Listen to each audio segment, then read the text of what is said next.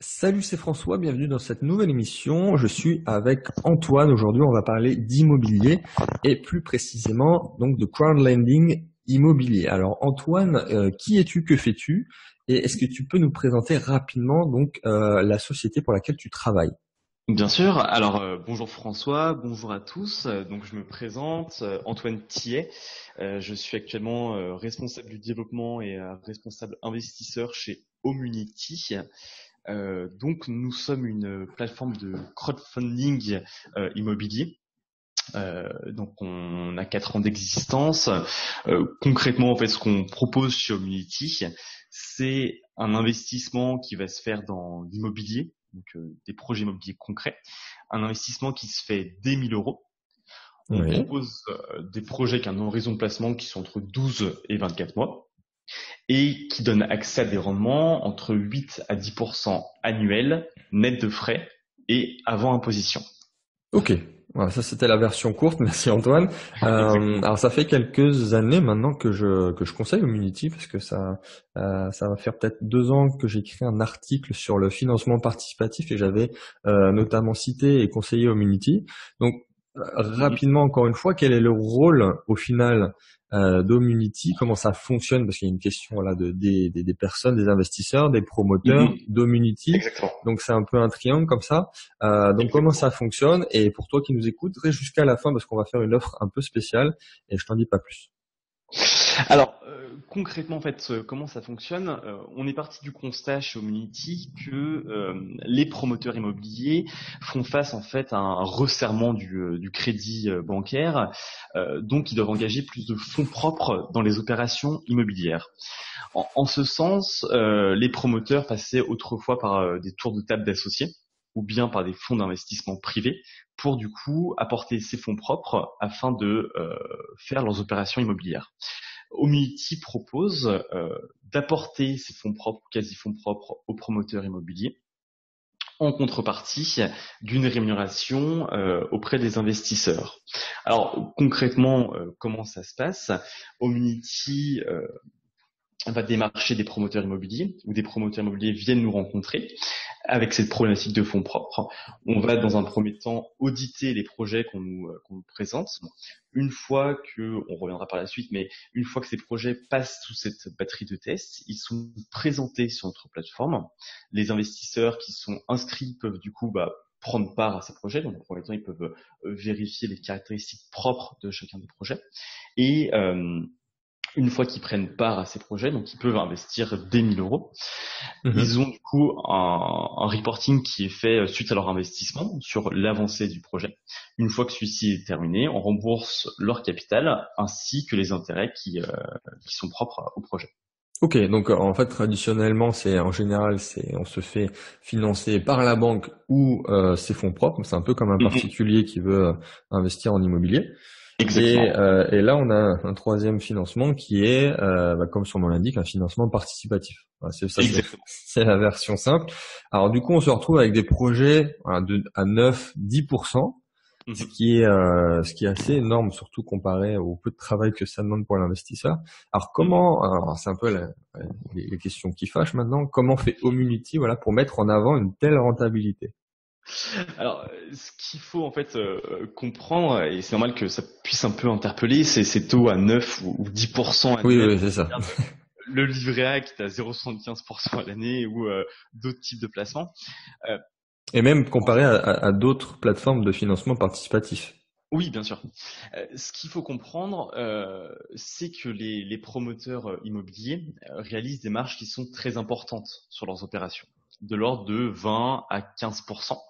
On est sur des opérations qui chiffrent à en millions d'euros, des fois une dizaine de millions d'euros. Donc, ils dégagent des marges très importantes. On va faire un petit calcul assez rapide. Un promoteur immobilier, lorsqu'il passait auparavant par des fonds d'investissement ou bien un tour de table d'associés pour financer ses fonds propres sur les opérations immobilières. Ces personnes-là, ces acteurs précédents, prenaient 50% de la marge d'une opération. Par D'accord. exemple, Mhm. une opération à 10 millions d'euros qui va faire 20% de marge, il y a 2 millions de marge, 1 million pour le promoteur immobilier, 1 million pour le fonds d'investissement. Avec le crowdfunding immobilier, Nous, on va venir en fait apporter du coup les fonds propres de l'opération. Et sur ces fonds propres, il y a uniquement 15% le promoteur pardon, doit payer 15% en plus de ses fonds propres demandés.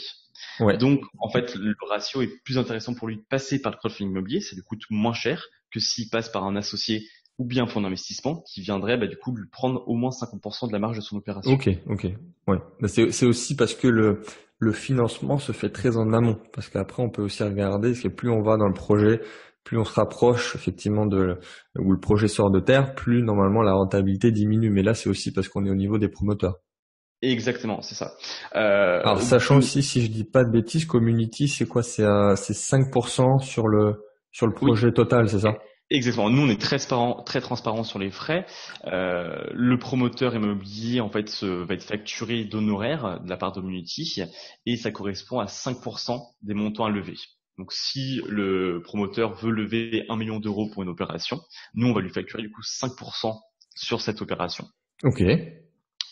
Et donc voilà. Ok. Non, on a répondu à la question. Alors, c'est sûr que c'est quelque chose qui revient très souvent. On me pose la question par rapport à une telle rentabilité. Alors, c'est sûr que quand on connaît comment ça marche, et quand on connaît même, je connais 2-3 promoteurs, on sait qu'ils ils font des gros gains. Donc, dans un sens, c'est assez logique. Alors là, naturellement, la question suivante, c'est quel est le risque pour l'investisseur? Alors, le risque, Omnity reste très transparent sur la prise de risque. Forcément, on va dire un rendement très élevé est forcément corrélé à un risque. Nous, on est d'une part déjà agréé par l'AMF, donc on prévient que c'est un investissement qui n'est pas garanti en capital et que les performances actuelles ne présagent pas les performances futures. Concrètement, le risque, quel est-il? Premièrement, on intervient très tard dans les projets immobiliers, comme tu l'as dit précédemment. Donc, il faut bien comprendre que le permis de construire est déjà purgé de tout recours sur les projets qu'on va présenter. Une banque accompagne le promoteur aussi sur le projet qui est présenté.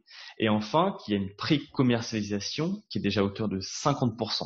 C'est-à-dire que le promoteur qui vient nous rencontrer, il a déjà vendu, ou en tout cas des accords de vente sur au moins 50% des lots de l'immeuble qu'il va construire. Donc ça, c'est un premier point. On essaye vraiment de réduire ce risque avec ce triptyque-là. Okay. Ensuite, deuxièmement, le risque peut être plutôt économique dans le sens où il pourrait y avoir un défaut du promoteur, et ça c'est un peu le principal risque, c'est-à-dire que nous, on vient en fait financer un promoteur immobilier, le projet apparaît sans problème, mais que derrière, suite à une mauvaise gestion, l'entreprise fasse faillite et qu'elle ne puisse pas rembourser les investisseurs. Donc le principal risque, il est là. C'est ça c'est le risque logique dans n'importe quel investissement. Exactement. Au final, c'est que ça fasse banqueroute, effectivement. Exactement. Ok. Et alors, qu'est-ce qui se passe quand un projet n'atteint pas les 100% du montant recherché? Alors, est-ce que peut-être Omnity a des chiffres à partager là-dessus? Bien sûr, est-ce qu'il y a des statistiques? J'imagine que oui, mais il y a des statistiques. Alors, c'est comme j'expliquais, on est agréé par l'AMF, comme la plupart des plateformes qui opèrent en France. Donc, en ce sens, il y a ce devoir de transparence. Nous, nos statistiques sont visibles et contrôlées par l'AMF sur notre site. En ce sens, actuellement, on a un taux de défaut qui est de 0% sur plus de 60 projets qui ont été financés.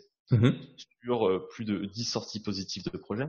Et même si on prend un peu de recul, parce que c'est aussi bien de parler du marché en tant que tel, au niveau marché, donc sur les 30 plateformes qui opèrent sur le segment du crowdfunding immobilier en France, le taux de défaut depuis 2012 est de 0,5%.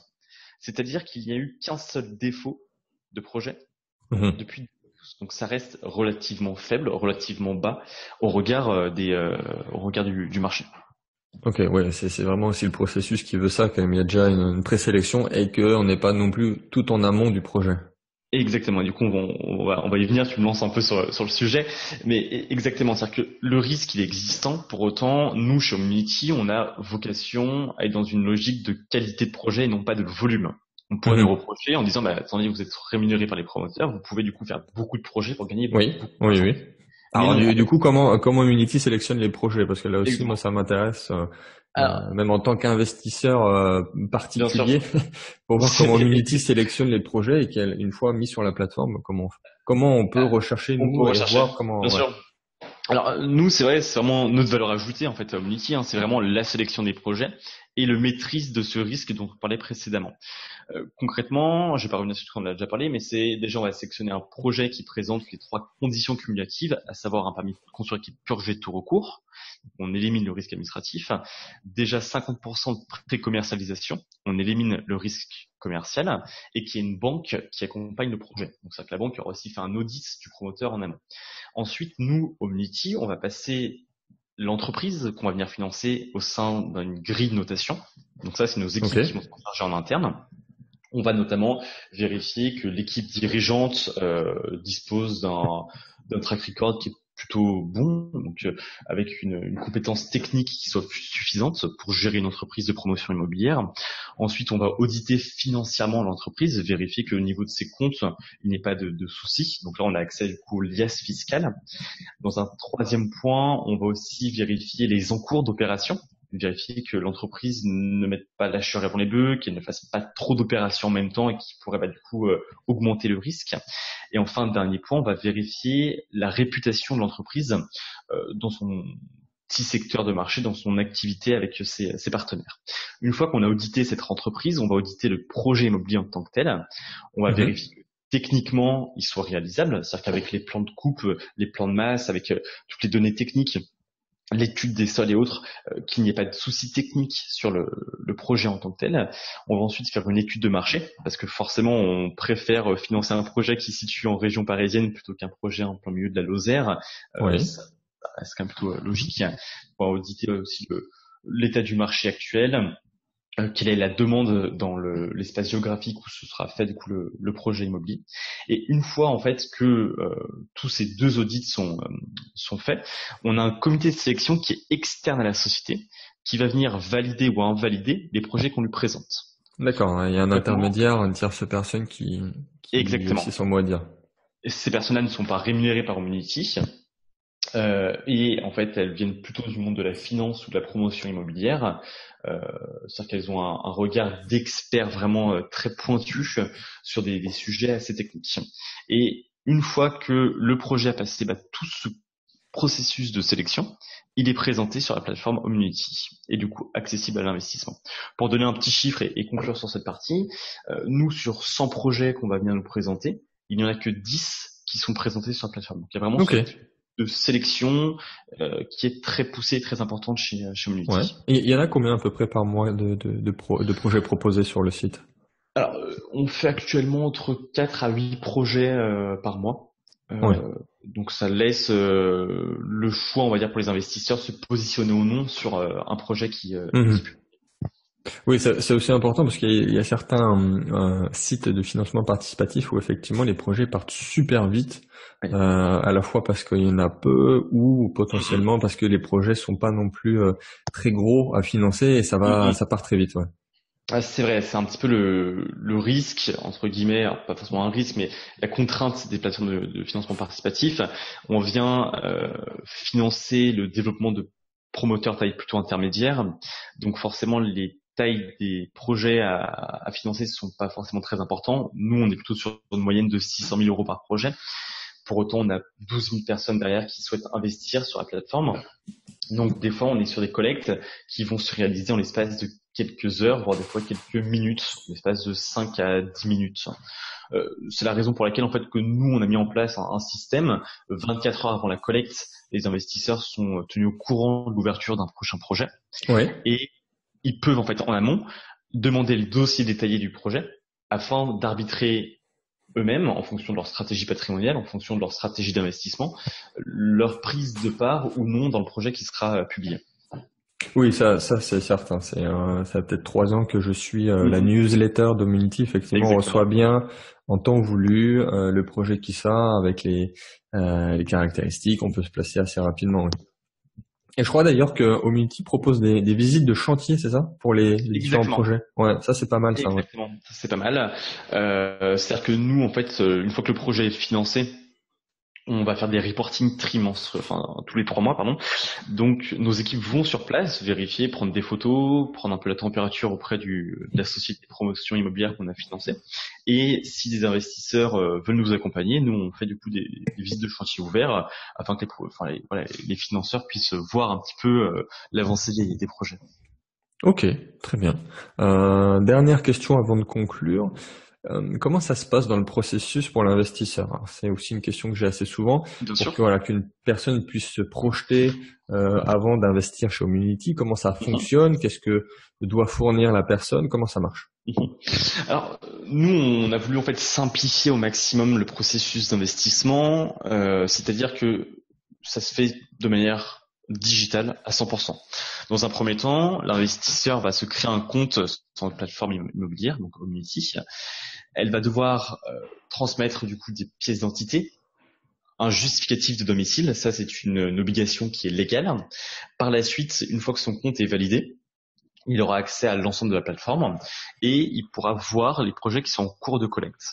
En cliquant sur investir sur un projet qu'il aura vu en amont, il pourra signer en fait son contrat de souscription. Donc la signature se fait de manière électronique, c'est aussi l'intérêt, il n'y a pas besoin de venir en physique dans nos locaux pour signer les contrats. Oui. Et ensuite, le virement des fonds se fait aussi de manière dématérialisée par virement bancaire ou bien par paiement en carte bleue. Ok, c'est aussi simple que ça. Exactement. Oui, non, ça reste relativement simple. Et en fait, une fois que le projet est terminé, on rembourse, comme je vous explique, le capital et les intérêts directement à l'investisseur. On fournit aussi également un formulaire CERFA pour la déclaration des impôts. Donc, il y a vraiment, côté investisseur, on va dire, quasiment rien à faire à part sélectionner les projets qui les intéressent. Ok. Alors, si du coup, ça t'a donné envie d'investir chez Homunity, je te le rappelle, c'est du 9-10% sur du 1 ou 2 ans. Il y a une offre spéciale dans la description, c'est un partenariat entre Homunity et moi-même pour que tu puisses investir avec en plus un petit cadeau de ma part. Donc je te laisse découvrir tout ça. Est-ce que Antoine, tu veux conclure, rajouter quelque chose qu'on n'a pas encore abordé?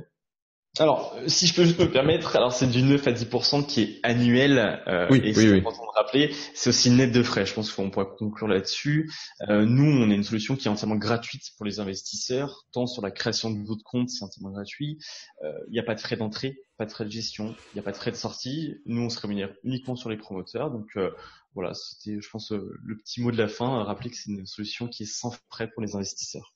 Ok, alors si je devais rajouter aussi quelque chose, le financement participatif et encore plus celui sur l'immobilier, j'aime beaucoup le conseiller quand c'est avec une vision court-termiste. Alors, comme on l'a dit, c'est 1-2 ans. Faut pas avoir la même vision que si on voulait investir vraiment dans la pierre en son nom propre sur des projets à 20-25 ans. J'aime beaucoup conseiller ça quand, par exemple, une personne peut être un peu bloquée dans son processus d'investissement. Elle sait pas sur quoi investir. Elle a un billet de 1000, 5000, 10 000 euros. Et à ce moment-là, elle peut se placer sur une très courte période et sur cette courte période, récupérer pas mal par rapport à ce qu'elle a placé. Je sais pas ce que tu en penses, mais effectivement. Je te rejoins entièrement là-dessus. C'est que il y a beaucoup de personnes en fait qui sont des fois un peu bloquées, comme tu disais, dans l'achat peut-être d'un appartement ou même des fois d'un immeuble pour des raisons peut-être administratives ou juridiques ou parfois même financières, le temps d'avoir un crédit. Et en ce sens, on a plusieurs personnes qui disent voilà, j'ai une somme d'argent que je veux placer sur une période très court-termiste, donc sur 1 ou 2 ans. Il n'existe actuellement aucune autre solution que le crowdfunding immobilier, et d'autant plus qu'on est sur des taux qui sont assez dynamiques. Oui, exactement, c'est ça. Ouais.